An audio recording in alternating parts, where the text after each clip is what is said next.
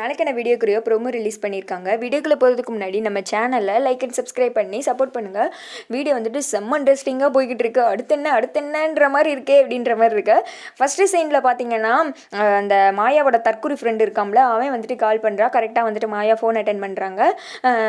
சொல்லு என்ன பண்ணுற அப்படின்னு கேட்க, என்ன ஒரு மாதிரி வாய்ஸ் டல்லாக இருக்கே பேச ஆரம்பிக்கும் போதே அப்படின்னதும், என்ன பண்ணுறது இந்த வீட்டில் நமக்கு பேசுகிறது கேட்குறதுக்குன்னு யார் இருக்கா அப்படி இப்படின்னு மாயா வந்துட்டு புலம்புறாங்க. ஏன் இப்படி பண்ணுற அப்படின்னு சொல்ல, ஆமாம் ஃபங்க்ஷன் நடந்துட்டு இருக்கு எனக்கு தான் அப்படின்னு சொல்ல, ஃபங்க்ஷனா என்ன ஃபங்க்ஷன் அப்படின்னதும், இந்த மாதிரி குழந்தை இருக்குன்னு எல்லாருக்குமே தெரிஞ்சிருச்சு, அதனால ஃபங்க்ஷன் நடத்துகிறாங்கன்னா, அடி பாவி இதை வச்சு தானே நான் பிளாக்மெயில் பண்ணிட்டு இருந்தேன், இப்போ என்ன பண்ணுறது, அப்புறம் நீ இஷ்டத்துக்கு போயிருவே அப்படின்னு சொல்லிட்டு யோசிக்கிறாங்க. இந்த பக்கம் கௌதம கையில் பிடிக்க முடியல. எல்லாருக்கும் வந்துட்டு ஒரு மாதம் போனஸ் வந்துட்டு ஃப்ரீயாக கொடுங்க, என் தங்கச்சி வந்துட்டு குழந்தை பெற்றுக்க போகிறான், நான் தாய்மாமா ஆகிட்டேன் அப்படின்னு சொல்லிட்டு தடபுடலாக ஃபங்க்ஷன் ஏற்பாடுலாம் கவனிச்சுட்டு இருக்காங்க.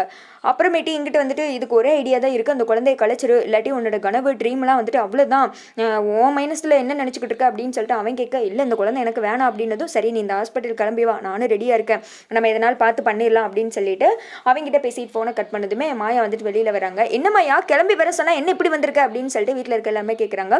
இல்லை நான் வந்துட்டு கொஞ்சம் பார்லர் வரைக்கும் போயிட்டு வந்துடுறேன் அப்படின்னு சொல்லிட்டு மாயா கிளம்புறாங்க. பட் மதுமிதாக்கு மட்டும் ஏதோ ஒரு உள்ளுணர்வு தோண்டிகிட்டே இருக்கவே, ஏதோ தப்பு பண்ணுறேன் அப்படின்னு சொல்லிட்டு வேமா வந்துட்டு சந்தோஷம் இருக்காங்க இல்லையா கௌதம் ஃப்ரெண்டு, அவங்கக்கிட்ட கூப்பிட்டு, மாயா வந்துட்டு அவங்கள நடவடிக்கையில் ஏதோ ஒன்று தப்பாக இருக்குது, அவள் ஏதோ நம்மக்கிட்ட மறைக்கிறா, அதை கொஞ்சம் என்னன்னு பார்த்து வாட்ச் பண்ண முடியுமா, இப்போ பார்லர் போகிறேன்னு கிளம்பி போனது கூட எனக்கு சரிப்பட்டு வர மாதிரி தெரியல அப்படின்னு சொல்ல, சரி நீங்கள் எது கவலைப்படாதீங்க நான் போய் பார்த்துட்டு வரேன் அப்படின்னு சொல்லிட்டு அவர் வந்துட்டு செக் பண்ணுறதுக்காக போகிறாங்க. அந்த தைக்கம் வந்துட்டு மாயா அந்த பாய் ஃப்ரெண்டு ஒருத்தர் இருக்காமல அவங்ககிட்ட சேர்ந்துட்டு ஹாஸ்பிட்டல் போக, அவன் வந்துட்டு இந்த குழந்தையை நாங்கள் கலைச்சிக்கிறோம் அப்படின்னு சொல்லிட்டு ஃபார்மில் அவன் தான் ஹஸ்பண்ட் மாதிரி வந்துட்டு சைன் போட்டு ஹெல்ப் பண்ணுறா. உடனே மாயா வந்துட்டு ஆப்ரேஷன் தேட்டருக்குள்ளே கூப்பிட்டு போயிடறாங்க. இதை வந்துட்டு கரெக்டாக சந்தோஷ் வந்து கண்டுபிடிச்சிடுறாரு. அங்கே வந்து விசாரித்து அதை கேட்டதுமே வந்துட்டு அப்படியே ஷாக் ஆகி போய் கண்ணுலேருந்து கண்ணீராக வருது.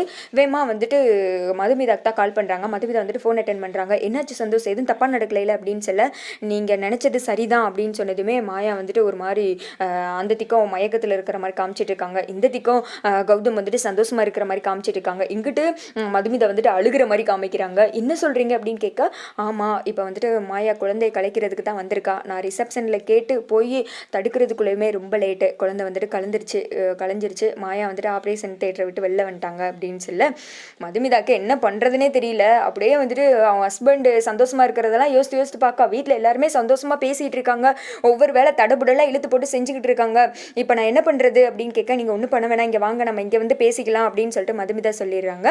வேமா டக்குன்னு வந்துட்டு சந்தோஷம் எங்கள் வீட்டுக்கு கிளம்பி வர்றாங்க. இங்கிட்டு வந்துட்டு மதுமிதா ஃபோனை கட் பண்ணிவிட்டு அவங்க ஹஸ்பண்டை பார்க்குறாங்க. அப்படியே பார்த்துட்டு, இப்போ இவர்கிட்ட சொல்லலாமா, அப்படி சொன்னால் இவரோட சந்தோஷம் எல்லாம் பறிபோயிருமே, குழந்தை வரப்போகுதுன்னு எவ்வளோ சந்தோஷமாக இருந்தார், இப்போ இந்த விஷயத்தை நான் எப்படி சொல்கிறது அப்படின்னு சொல்லிட்டு அவங்க ஹஸ்பண்டை பார்த்த மணிக்கு நிற்க, மது என்ன அப்படியே நின்றுட்டு இருக்கு அப்படின்னு சொல்லிட்டு அவர் கேட்க, அப்படியே மதுமிதா ஏதோ பேச வர்றாங்க. அதோட பார்த்தீங்கன்னா இந்த வீடியோ வந்துட்டு முடிஞ்சிருது.